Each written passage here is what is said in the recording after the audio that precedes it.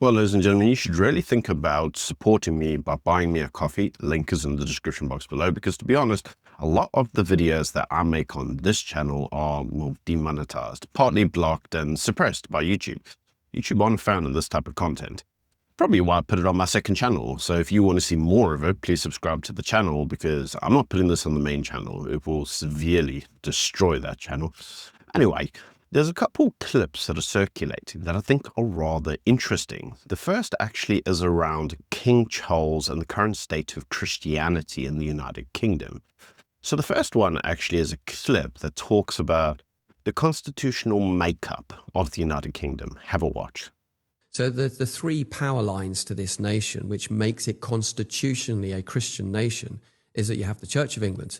The Church of England crowns the monarch. The monarch sits as the supreme governor over the Church of England and over Parliament, and Parliament serves at His Majesty's pleasure. Okay. What we've got now is a Church of England that is basically going apostate and denying the faith, really. They would say they're not, but they clearly are. They're more kowtowing to cultural Marxism now than they are to the true gospel of Christ. You have now a king that seems to be kowtowing again to Islam over Christianity, while there's a genuine genocide of Christians going on around the world right now. He says nothing about that, speaks not a word. He's supposed to be the defender of the Protestant Christian faith, not a single word.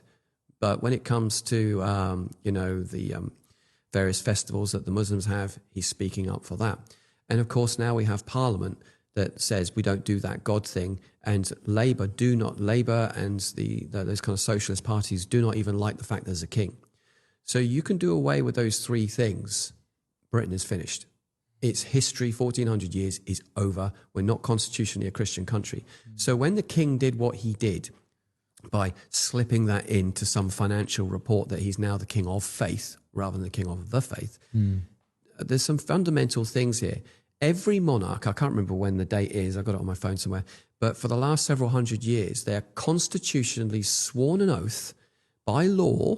Okay, this is not just, I don't believe in God and I'm not making a vow to God because I don't believe in him. No, this is constitutionally binding in law that he promises to uphold the Christian faith and be a defender of the Christian faith. Okay, the fact that now he's decided that on a whim he's going to change that, he is unraveling the very heart of what makes Britain Britain.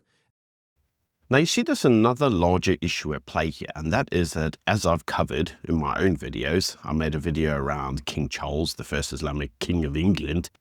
Well, King Charles himself seems to think that his job as defender of the faith is no longer defender of the faith. He's no longer the defender of Christianity. He's the defender of all faiths. But many individuals are noticing that when it comes through to the public persona, King Charles will frequently provide forms of support to Muslim communities, but very often ignore the Christian communities that he's meant to be the head of. In fact, have a watch at this clip. The letter was just to remind the king, you swore a coronation oath as the defender of the faith. To proclaim Christ as Lord is to declare all other faiths false. All other gods false. All other religions false. You don't get to be the defender of the faith and then equate every other faith as being equal to the one you're defending. Our founder, the risen Christ, was a politically driven figure who spoke truth to power. It is incumbent, in my opinion, upon every church leader to do so. That tells me we need the daily presence of the Holy Spirit more than we need the breath in our lungs. Now, you see, this is leading to some individuals claiming that Islam is spreading throughout Europe at a rapid rate without any kind of checks and balances being put in place. One of the checks and balances you would expect to see is that Muslim causes or Arab causes in their countries would not become, Western causes. So the pro-Palestinian chants, for example. One individual warns exactly in the European parliaments of how this may end. Have a watch. It will not end with the Jews. Europe is going to be ripped apart because of the presence of the Muslim Brotherhood, the abandonment of democratic principles. Now, you see, the pro-Palestinian cause is now being used, according to some, as a way to effectively encourage extremism in the West. And I've got to be honest and say, when I see some of the protests that occur and the way that many individuals are now referred to or spoken to, I would tend to agree with that observation.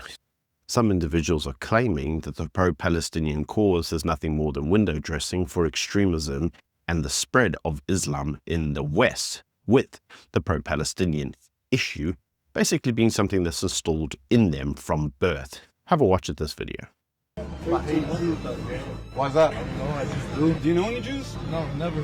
Hey, my name is Michael. I'm here in Santa Monica, and I'm here to explain to people why I used to hate Jews and why I changed my mind. Why? I got wrapped up in the pro-Palestine stuff when I was really young, and it took me on a 20-year journey of extremism. I thought that in order to properly support the Palestinians, I needed to hate Jews. It's crazy because it's almost like they created an entire culture out of hating Jews. I'm Egyptian, and for most people from the Arab and Muslim world, it comes from their families. For me, it actually came from my friends later on in college. I just sort of believed whatever it is they told me. Had like consistent exposure to the Palestinian narrative. When you are around extremism for so long, it rubs off on you. Like, you'll become an extremist, and that's exactly what happened to me. I walked into the pro-Palestine stuff thinking that it was just another liberation movement, right? They just want their rights.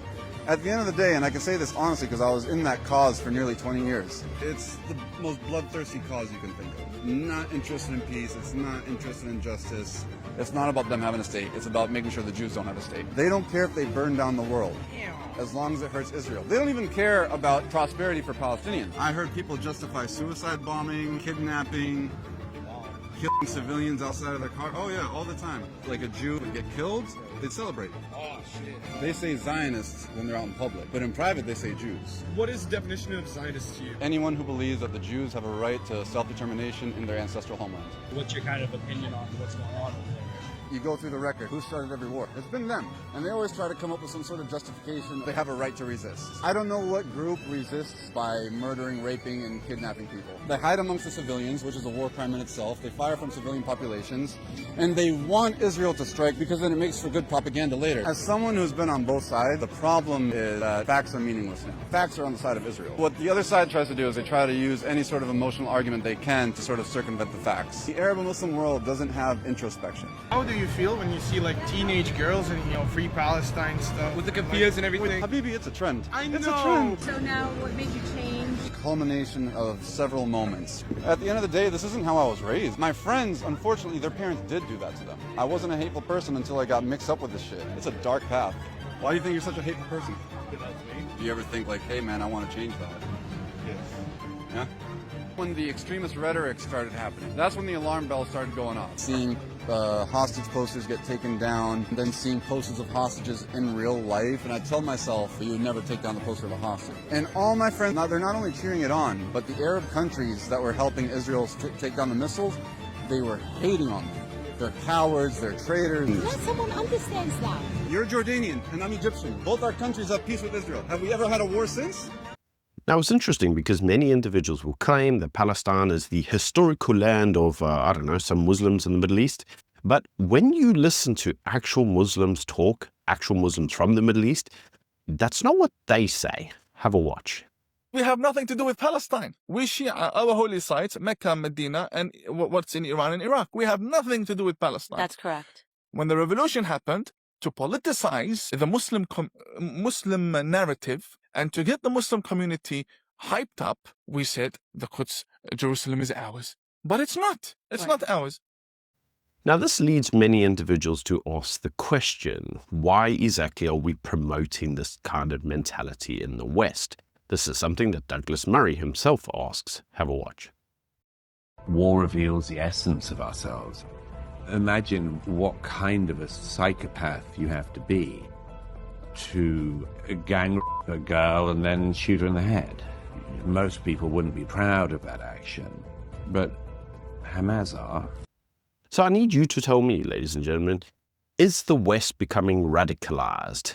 Is King Charles now basically an apostate? Has he left the faith to join Islam? Is Islam the future of Europe? Let me know what you think in the comments.